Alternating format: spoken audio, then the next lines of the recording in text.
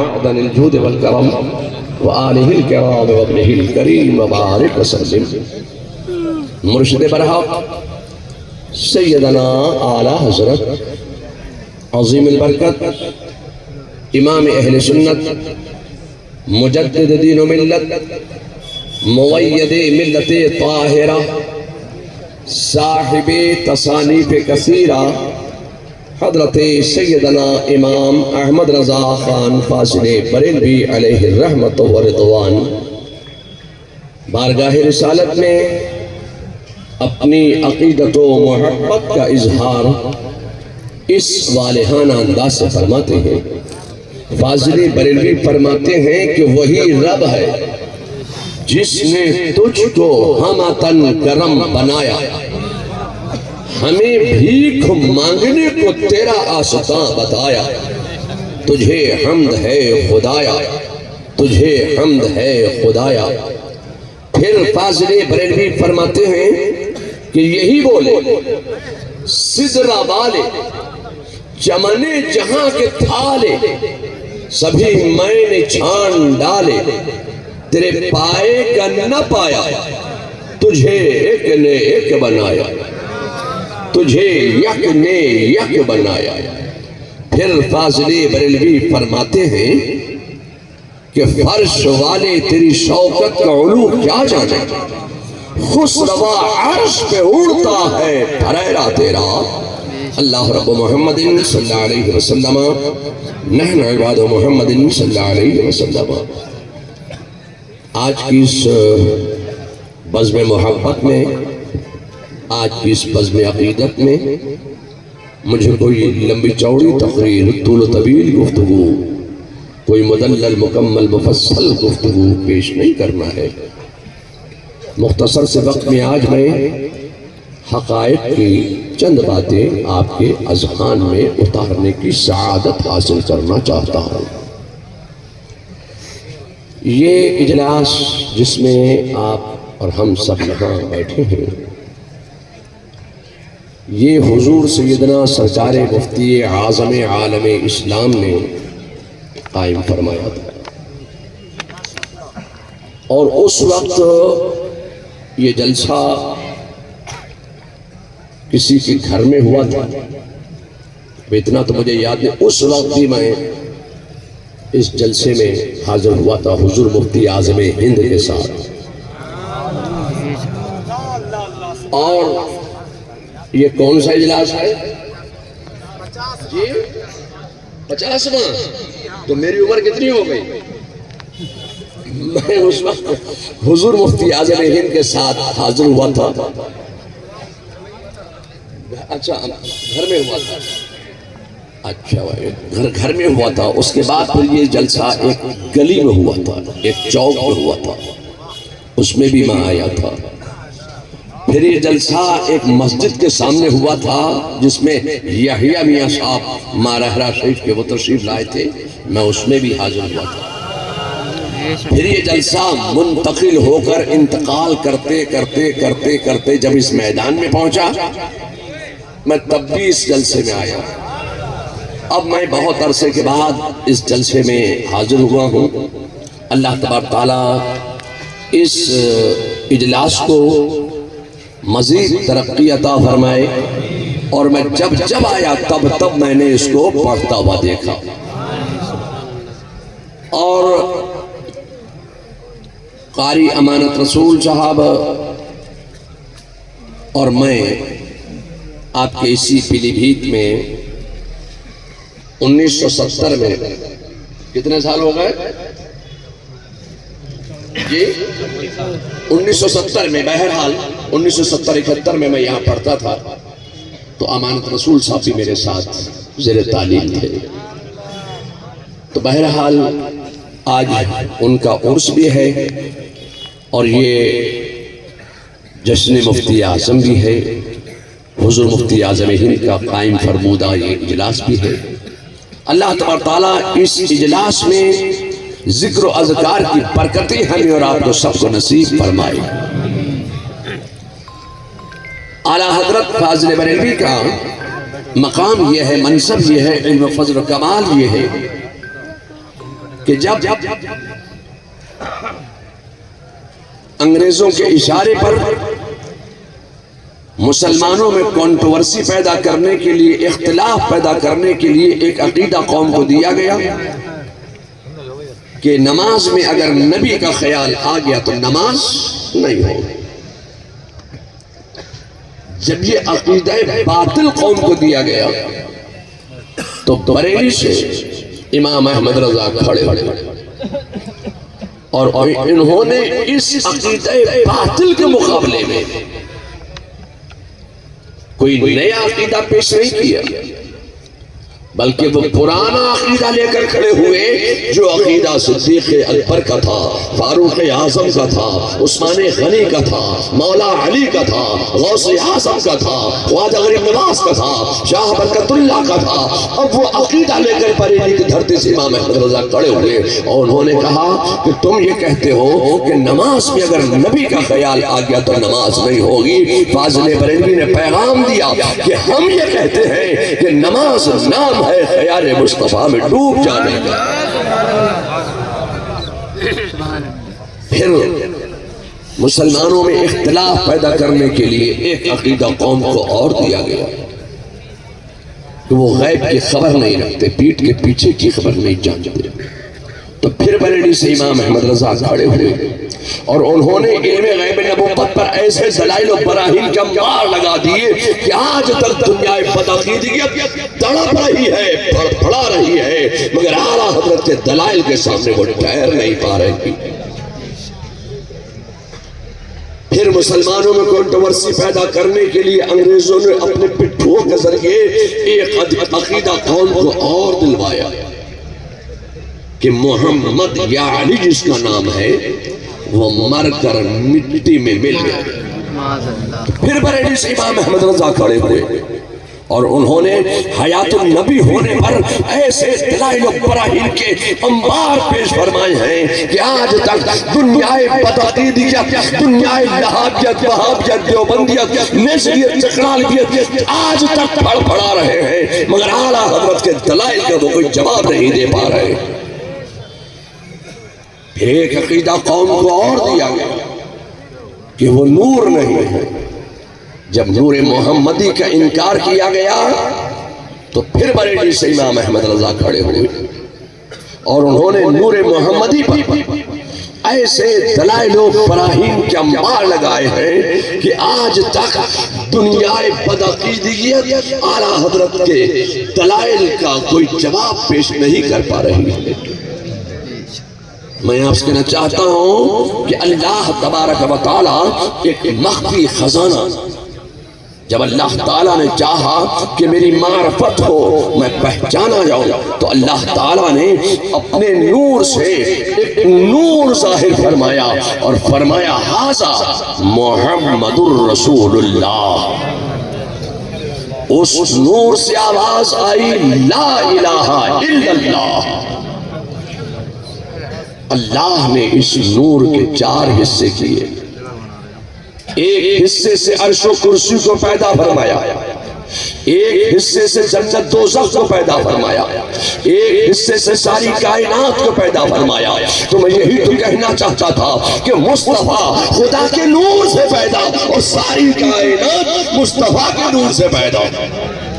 اسی کو اعلیٰ حضرت فاضل بریلوی فرماتے ہیں کہ وہ جو نہ تھے تو کچھ نہ تھا، اور وہ جو نہ ہو تو کچھ نہ ہو، جان ہے وہ جہان کی، جان ہے تو جہان ہے۔ اللہ تعالیٰ نے اس نور کو خاص مقام قرب میں رکھا اور جبریل امین کو حکم دیا کہ زمین میں جا۔ پہلی مرتبہ حضرت جبریل امین زمین میں تشریف لائے اور جس مقام پر آج خانہ کعبہ تعمیر ہے مٹی اٹھائی، اللہ کی بارگاہ میں اس مٹی کو پیش کیا اللہ نے اس مٹی کو مائع معین اور کوثر و تنیم میں حل کیا اور حضرت آدم کا مٹی کا پتلا تیار فرما دیا۔ میں آپ سے کہنا چاہتا ہوں کہ اللہ نے حضرت آدم کا مٹی کا پتلا تیار فرمایا تو اللہ نے حضرت آدم کا ہاتھ کاہے سے بنایا؟ مٹی سے۔ کلائی کاہے سے بنائی؟ مٹی سے۔ بازو کاہے سے بنایا؟ مٹی سے۔ حضرت آدم کا دل کاہے سے بنایا؟ مٹی سے۔ اللہ نے حضرت آدم کے کان کاہے سے بنائے؟ مٹی سے۔ اللہ نے انسان کی ناک کاہے سے بنائی؟ مٹی سے۔ اللہ نے انسان کی زبان کاہے سے بنائی؟ مٹی سے۔ اللہ نے تمہاری آنکھ بنائی مٹی سے۔ اللہ نے تمہاری آنکھ کی پتلی بنائی مٹی سے۔ میں کہنا چاہتا ہوں کہ اللہ نے تمہاری آنکھ کی پتلی میں ایک چھوٹا سا نور کا نقطہ رکھ دیا۔ اس نور کے نقطے کا یہ کمال ہے کہ آپ وہاں بیٹھے ہیں، یہاں دیکھ رہے ہیں، میں یہاں بیٹھا ہوں وہاں دیکھ رہا ہوں۔ اس ایک چھوٹے سے نور کے نقطے کا کمال یہ ہے کہ آپ زمین پر بیٹھے ہیں، بس تھوڑا سا سر اٹھایا آسمان دیکھ لیا۔ میں آپ سے کہنا چاہتا ہوں کہ جب تمہاری آنکھ میں ایک چھوٹے سے نور کے نقطے کا یہ کمال ہے کہ تم زمین پر بیٹھ کر آسمان دیکھ لیا کرتے ہو تو وہ تو نور علی نور ہے۔ ان کو تو اللہ نے اپنے نور سے پیدا کیا ہے تو کیا وہ مدینے میں رہ کر پیلی بھیت والوں کو نہیں دیکھ سکتے ہیں؟ اب میں آپ سے کہنا چاہتا ہوں کہ تمہاری آنکھ میں نور ہے نا، ایک نور کا نقطہ ہے۔ تمہاری آنکھ میں جو نور کا نقطہ رکھا ہے نا، یہ تمہاری آنکھ میں نور میرے مصطفیٰ کے نور کا صدقہ ہے کہ تمہاری آنکھ میں نور رکھا ہے۔ اگر تمہاری آنکھ میں نور نہ ہوتا تو کیا تمہاری آنکھ دیکھتی؟ آنکھ دیکھنے کے لائق نہ ہوتی۔ تم دیکھتے ہو، تمہاری آنکھ میں ایک نور کا نقطہ رکھا ہے۔ میں آپ سے کہنا چاہتا ہوں کہ تمہاری آنکھ دیکھتی ہے نا؟ دیکھتی ہے نہیں دیکھتی؟ جس کی آنکھ دیکھتی ہے وہی بولے۔ تمہاری آنکھ دیکھتی ہے نہیں دیکھتی ہے؟ دیکھتی ہے نا؟ ایک بات بتاؤ، یہ چھوٹا سا ایک بہت ہلکے کپڑے کا پردہ لگا، اس پردے کے پیچھے کیا ہو رہا ہے؟ تمہاری آنکھ دیکھ رہی ہے؟ میں یہی تو کہنا چاہتا ہوں کہ جب تک تمہاری آنکھ کے آگے کوئی حجاب نہ آ جائے، جب تک تمہاری آنکھ کے سامنے کوئی پردہ نہ آ جائے، جب تک تمہاری آنکھ کے سامنے کوئی دیوار نہ آ جائے، اس وقت تک تمہاری آنکھ کام کرتی رہتی ہے۔ آنکھ کے سامنے کوئی پردہ آ گیا، کوئی حجاب آ گیا، کوئی دیوار آ گئی، آنکھ کا کام ختم ہو گیا۔ لوگوں، میں آپ سے کہنا چاہتا ہوں، تمہاری آنکھ کے سامنے ایک پردہ آ جائے تو آنکھ کا کام ختم ہو جائے، مگر مجھے بتاؤ کہ وہ کون سی آنکھ تھی کہ مدینہ شریف میں مسجد نبوی میں جمعہ کا خطبہ دے رہے ہیں اور مسجد نبوی سے مدینہ المنورہ سے 300 میل کی دوری کے فاصلے پر مقام نہاوند میں کفر و اسلام کی جنگ ہو رہی ہے اور سپہ سالار اعظم حضرت ساریہ رضی اللہ تعالی عنہ، حضرت ساریہ سے تھوڑی سی بھول ہو گئی، تھوڑی سی چوک ہو گئی، مقام نہاوند سے 300 میل کی دوری کے فاصلے پر مدینہ المنورہ مسجد نبوی میں حضرت فاروق اعظم جمعہ کا خطبہ دے رہے ہیں۔ بس وہیں سے پکار اٹھے، یا ساریۃ الجبل، یا ساریۃ الجبل، یا ساریۃ الجبل، اے ساریہ پہاڑ، اے ساریہ پہاڑ، اے ساریہ پہاڑ۔ تو میں آپ سے پوچھنا چاہتا ہوں کہ وہ کون سی آنکھ تھی کہ بیٹھے ہیں مدینے میں اور دیکھ رہے ہیں مقام نہاوند میں؟ وہ کون سی آنکھ تھی؟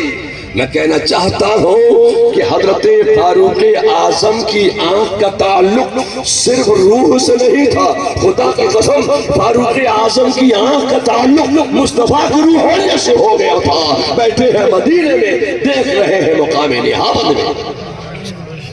جب روح کا تعلق مصطفیٰ کی روحانیت سے ہو جاتا ہے تو انسان بیٹھتا یہاں ہے، دیکھتا کہاں کہاں ہے۔ اور آگے بڑھیے، بغداد کا ایک میدان ہے، بغداد کے میدان میں حضرت سیدنا غوث اعظم تقریر کر رہے ہیں، اور تقریر کرتے کرتے غوث اعظم کی مقدس زبان سے ایک جملہ نکلا کہ قدمی حاضی علی رقبت کل ولی اللہ، یعنی میرا یہ قدم تمام اولیاء کی گردنوں پر ہے۔ اس وقت آپ کی مجلس پاک میں 20,000 علماء موجود تھے اور 13,000 اولیاء کرام تشریف فرما تھے، سب نے اپنی اپنی گردنیں جھکا دی۔ ان میں ایک بزرگ تھے جن کا نام تھا حضرت علی بن ہیتی، وہ اپنے مقام سے اٹھے، قریب آئے، غوث اعظم کے قریب ہوئے، ممبر شریف پر چڑھ گئے، غوث اعظم کا قدم پکڑا، اپنی گردن پر رکھ لیا۔ چلو بریلی، اعلیٰ حضرت فاضل بریلوی فرماتے ہیں کہ اگر کسی ایسے مقام پر تم پھنس جاؤ جہاں کوئی درندہ تمہارے اوپر حملہ آور ہونا چاہتا ہو تو علی بن ہیتی کا نام لے دینا، کوئی درندہ تمہارے اوپر حملہ نہیں کرے گا۔ اور پھر فرماتے ہیں کہ کسی ایسے مقام پر پھنس جاؤ جہاں مچھر بہت زیادہ نقصان پہنچاتے ہو تو علی بن ہیتی کا نام لے دینا، کوئی مچھر نقصان نہیں پہنچائے۔ میں سوچتا ہوں یا اللہ، علی بن ہیتی کے نام کو یہ مقام کیسے مل گیا؟ تو خدا کی قسم یہ برکت ہے غوث اعظم کے مقدس قدم کی کہ علی بن ہیتی کے نام کو یہ مقام و منصب مل گیا۔ مگر میں آپ سے کہنا چاہتا ہوں کہ جس وقت غوث اعظم بغداد کے میدان میں تقریر فرما رہے ہیں، اسی وقت میں بغداد سے کئی ہزار میل کی دوری کے فاصلے پر غزنی کے پہاڑ میں حضرت معین الدین چشتی عبادت الہی فرما رہے ہیں۔ غوث اعظم نے بغداد کے میدان میں کہا کہ قدمی حاضی علی رقبت کل ولی اللہ، میرا یہ قدم تمام اولیاء کی گردنوں پر ہے۔ حضرت خواجہ غریب نواز نے غزنی کے پہاڑ سے جواب دے دیا، لا بلعین وراسی، نہیں میرے بلکہ میرے سر پر اور میری آنکھوں پر۔ میں سوچنے لگا یا اللہ، کیا غریب نواز نے غزنی کے پہاڑ میں بغداد ریڈیو اسٹیشن لگا رکھا تھا؟ کیا معین الدین چشتی غزنی کے پہاڑ پہ بیٹھ کر غوث اعظم کی تقریر بغداد ریڈیو اسٹیشن سے سن رہے تھے؟ یا خواجہ غریب نواز نے غزنی کے پہاڑ میں سیٹلائٹ لگا رکھا تھا، سیٹلائٹ سے تقریر سن رہے تھے؟ یا غریب نواز نے غزنی کے پہاڑ میں وائرلیس لگا رکھا تھا، وائرلیس سے تقریر سن رہے تھے؟ یا غریب نواز نے غزنی کے پہاڑ میں ٹیلی فون لائن بچھوا رکھی تھی، ٹیلی فون پر تقریر سن رہے تھے؟ یا غریب نواز کے ہاتھ میں موبائل تھا، موبائل پر تقریر سن رہے تھے؟ میں کہنا چاہتا ہوں کہ یہ وہ دور تھا کہ جب نہ ریڈیائی لہریں تھی، نہ ریڈیو اسٹیشن تھا، نہ ٹی وی چینل تھا، نہ سیٹلائٹ تھا، نہ موبائل تھا، نہ ٹیلی فون تھا، نہ وائرلیس تھا، تو خواجہ غریب نواز بغداد کے میدان کی آواز کیسے سن رہے ہیں؟ اور بغداد کے میدان سے کئی ہزار میل کی دوری کے فاصلے پر حضرت خواجہ غریب نواز غزنی کے پہاڑ میں آواز کیسے سن رہے ہیں؟ میں آپ سے کہنا چاہتا ہوں کہ غوث اعظم کی زبان کا تعلق صرف روح سے نہیں تھا، خدا کی قسم غوث اعظم کی زبان کا تعلق مصطفیٰ کی روحانیت سے ہو گیا تھا۔ بیٹھے ہیں بغداد میں، آواز پہنچ رہی ہے غزنی کے پہاڑ میں، اور غریب نواز کے کان کا تعلق صرف روح سے نہیں تھا، غریب نواز کے کان کا تعلق مصطفیٰ کی روحانیت سے ہو گیا تھا۔ لوگوں، میں آپ سے کہنا چاہتا ہوں کہ اعلیٰ حضرت فاضل بریلوی فرماتے ہیں کہ روح کا کمال کیا ہے، روح کا کام کیا ہوتا ہے، روح اپنا اثر جسم انسانیت پر کیسا رکھتی ہے۔ تو ایک مثال دے کر میں اپنی بات آپ کے ذہن میں محفوظ کرنا چاہتا ہوں، ہم شکم مادر میں آئے، 1 مہینہ گزرا، 2 مہینے گزرے، 3 مہینے گزرے، 4 مہینے گزر گئے، پاؤں بن گیا مگر ہلتا نہیں ہے، ہاتھ بن گیا مگر ڈولتا نہیں ہے، دل بن گیا مگر دھڑکتا نہیں ہے، سر بن گیا مگر ہلتا نہیں ہے۔ میں آپ سے چاہتا ہوں کہ کان بن گیا مگر سنتا نہیں ہے، زبان بن گئی مگر بولتی نہیں ہے۔ 4.5 مہینے گزرے، 5واں مہینہ آ گیا، جیسے ہی 5واں مہینہ آیا روح آ گئی، روح آ گئی، دل دھڑکنے لگا، پاؤں ہلنے لگا، ہاتھ ڈولنے لگا، آنکھ دیکھنے لگی، کان سننے لگا، بچہ ہلنے لگا۔ یہ روح کا کمال ہے، یہی روح کا کمال ہے۔ بچہ پلا بڑھا جوان ہوا، مر گیا۔ یہ مر کیوں گیا؟ روح نکل گئی، روح نکل گئی۔ پاؤں موجود ہے مگر بیکار ہے، روح نکل گئی مگر ہاتھ موجود ہے مگر بیکار ہے، روح نکل گئی۔ دل موجود ہے مگر بیکار ہے، روح نکل گئی۔ زبان موجود ہے مگر بیکار ہے، روح نکل گئی۔ آنکھ موجود ہے مگر بیکار ہے۔ میں آپ سے کہنا چاہتا ہوں کہ اگر اسی روح کا تعلق مصطفیٰ کی روحانیت سے ہو جائے تو روح چلی جائے تو چلی جائے، آنکھ دیکھتی رہ جائے، کان سنتا رہ جائے، ہاتھ ڈولتا رہ جائے، پاؤں چلتا رہ جائے۔ لوگوں، روح کا مقام اور ہوتا ہے، روحانیت کا مقام اور ہوتا ہے۔ مگر ان نادانوں کو آپ دیکھیں، جو بات ان لوگوں کو روح والوں کے لیے کہنا چاہیے تھی وہی بات ان لوگوں نے روحانیت والوں پر فٹ کر دی، وہی بات انہوں نے ایک عالم دین پر فٹ کر دی، وہی بات ان لوگوں نے ولیوں پر فٹ کر دی، وہی بات ان لوگوں نے نبیوں پر فٹ کر دی۔ نہیں چلے گی۔ ایک نبی کا مقام اور ہوتا ہے، ولی کا مقام اور ہوتا ہے، روح والے کا مقام اور ہوتا ہے، اور روحانیت والے کا مقام اور ہوتا ہے۔ حضور مفتی اعظم ہند کا وصال ہوا۔ حضور مفتی اعظم ہند کے وصال کے 3 دن کے بعد آپ کا جنازہ تختہ غسل پر رکھا گیا، تختہ غسل پر لٹائے گئے۔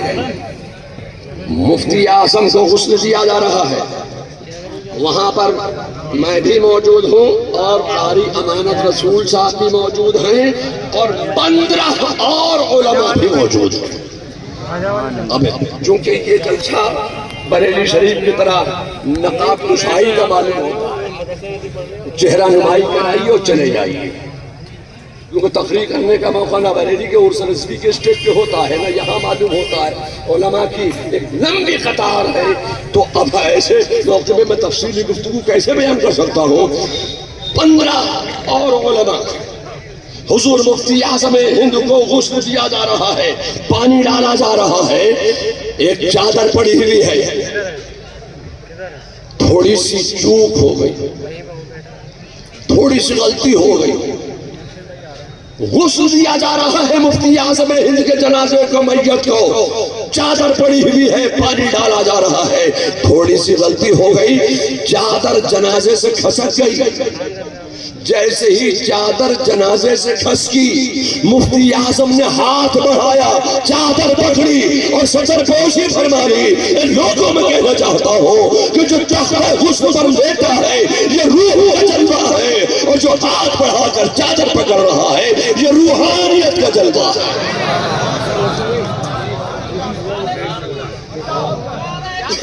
یا رسول اللہ، یا غوث، زندہ آباد، زندہ آباد۔ اے لوگوں، روح کا مقام اور ہوتا ہے، روحانیت کا مقام اور ہوتا ہے۔ لوگوں، میں آپ سے کہنا چاہتا ہوں کہ حضور مفتی اعظم ہند کے 55 کا دور ہے۔ اعلیٰ حضرت کے پاس کوئی باقاعدہ دارالعلوم نہیں تھا، مدرسہ نہیں تھا، کوئی باقاعدہ مدرسہ نہیں تھا اعلیٰ حضرت کے پاس۔ اعلیٰ حضرت مختلف اوقات میں کبھی برہان ملت کو، برہان حق کو تعلیم دیتے، کبھی حشمت علی کو تعلیم دیتے، کبھی سید محمد کو پڑھا دیتے، کبھی حامد رضا کو درس دے دیتے، کبھی اپنے چھوٹے بیٹے مصطفیٰ رضا کو پڑھا دیتے۔ میں آپ کہنا چاہتا ہوں کہ اعلیٰ حضرت فاضل بریلوی کے درس میں جو بیٹھ گیا، اعلیٰ حضرت نے حضرت علی کو کتاب پڑھا کر شیر میں شیر سنت بنا دیا ہے۔ اعلیٰ حضرت نے مصطفیٰ رضا کو کتاب پڑھا کر مفتی اعظم ہند بنا دیا ہے۔ اعلیٰ حضرت نے حضرت برہان حق کو کتاب پڑھا کر عید الاسلام بنا دیا۔ میں آپ سے کہنا چاہتا ہوں کہ اعلیٰ حضرت نے مولانا امجد علی کو کتاب پڑھا کر صدر الشریعہ بنا دیا۔ اعلیٰ حضرت نے جس کو پڑھا دیا اس کو اپنے وقت کا امام بنا دیا۔ مختلف اوقات میں جب دین کی خدمت سے، جب فتویٰ نویسی سے اعلیٰ حضرت کو کچھ وقت ملتا تھا، تب وہ کچھ اپنے تلامذہ کو درس دیا کرتے۔ آج اپنے چھوٹے بیٹے مصطفیٰ رضا کو درس دیا۔ عصر کی نماز سے پہلے کچھ وقت ملا تو اپنے چھوٹے بیٹے مصطفیٰ رضا کو کتاب پڑھائی، درس دیا۔ مصطفیٰ رضا اعلیٰ حضرت اپنے والد ماجد اعلیٰ حضرت اور اپنے استاد سے کتاب پڑھ کر باہر نکلے، دیکھا ابھی عصر کی اذان نہیں ہوئی ہے، مسجد شریف